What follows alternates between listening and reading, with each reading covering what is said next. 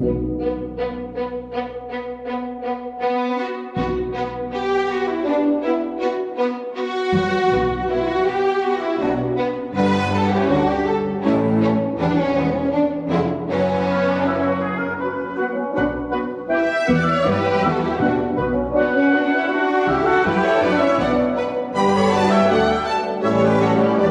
サイ茶臼山城は標高170メートルの茶臼山山頂部に築かれた山城です。築城年代は不明ですが、天文年間に笹部氏によって築かれたと考えられています。浦上宗景が天文2年に天神山城を築き、やがて笹部氏は宗景に属しました。やがて宇喜田直家が台頭し、浦上氏の天神山城へ侵攻。浦上氏は滅亡します。さらなる宇喜田氏の侵攻に笹部氏は茶臼山城で抵抗しますが、1579年に落城しました。江戸時代は備前池田藩が陣屋を構えていたとされています。現在は城跡公園として整備され、随所に中世山城の片鱗を見ることができます。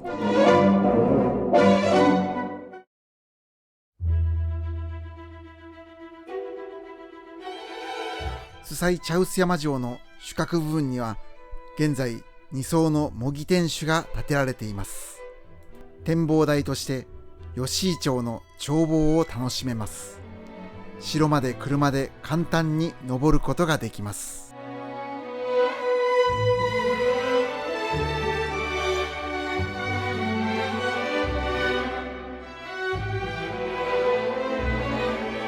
スサイ茶臼山城は模擬天守の城という印象を強く感じますが、少し降りると中世山城としての遺構が明瞭に残っています。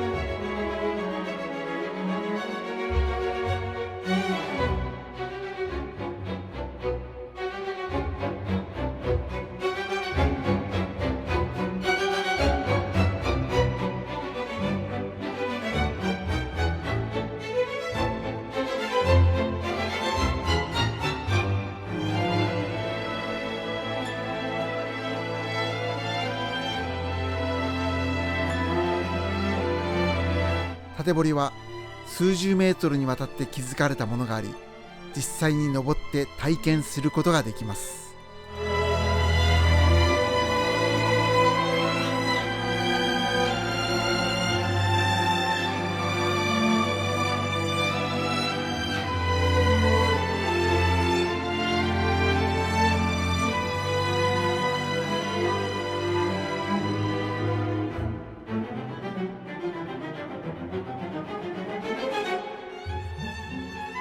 スサイ茶臼山城の尾根伝いには大仙山城があります。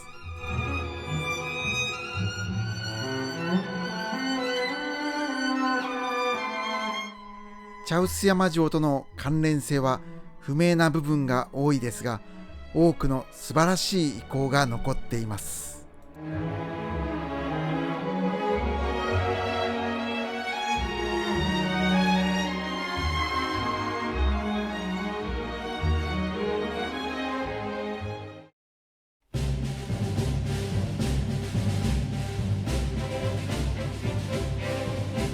備前今坂両国の国境となる要衝の地として栄えてきた吉井の町とともに、スサイ茶臼山城は今も生き続けています。